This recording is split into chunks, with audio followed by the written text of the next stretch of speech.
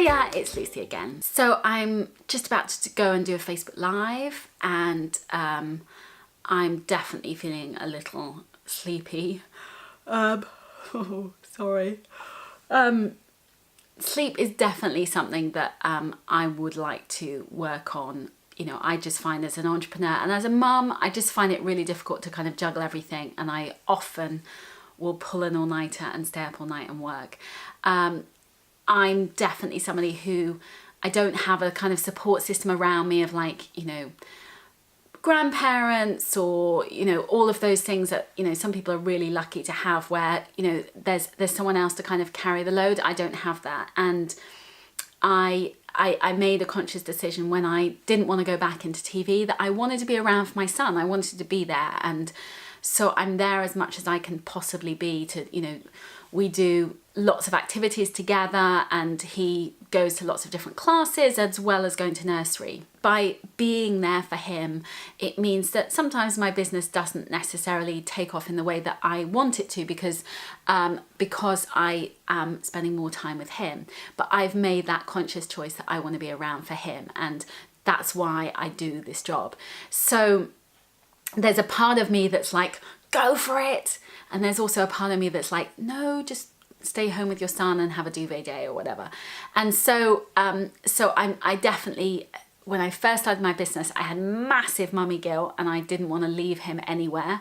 Luckily, I found this amazing workplace creche that he was in the creche and I was working next door, and that relieved a lot of my guilt. But it took me a good year to kind of get over the mummy guilt, and now he goes to nursery and he's really happy and he loves it.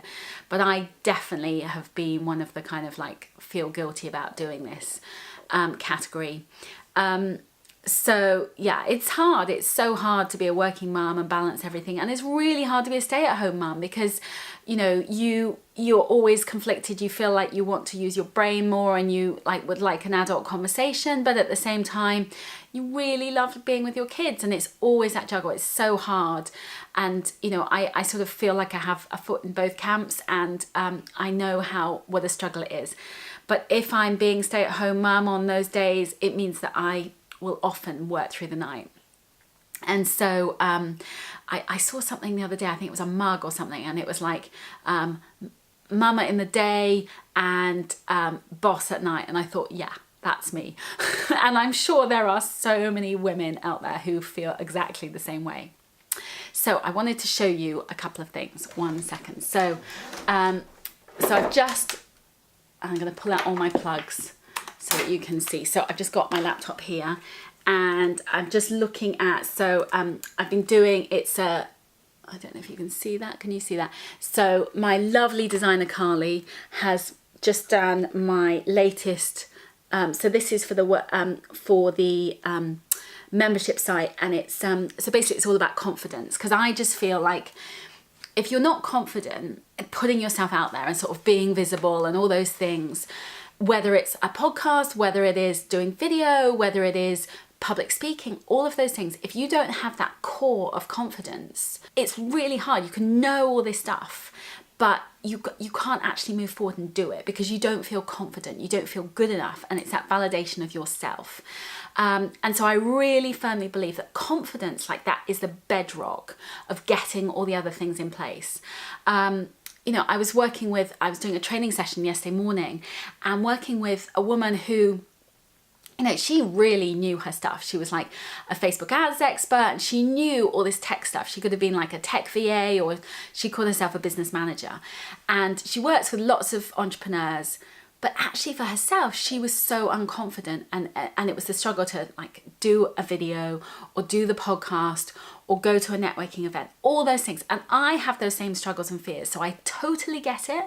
But if you have that foundation of confidence, it's so much easier to do whatever thing of visibility or marketing or social media, all of those things that you want to do. Because like, oh my God, pressing post the first time you post a blog or the first time you post some kind of social media thing about yourself personally, it's hard. I get that. And it's really hard to kind of be vulnerable and talk about other stuff, you know, talk about you know, your life as well as like, oh, this is how you do something.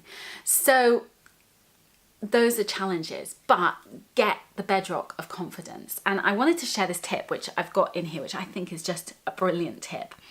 And it's from Travis Bradbury. And he says, the next time you want to win someone over, to your way of thinking, try nodding your head as you speak. People unconsciously mirror the body language of those around them in order to better understand what people are feeling. So if you're like having a disagreement or something, or you want to get across your point, just say, oh, so it's a really good idea because actually blah, blah, blah. And then they're going to be like, and before you know it, they're on your side. So it works brilliantly. So whatever, I just wish like politics globally, they would start nodding their head a bit more, because it might just, we might get world peace. You never know. That would be fantastic. A bit of head nodding. So anyway, I'm going to leave you with a bit of head banging and say, I'll see you next week. Bye, bye, bye.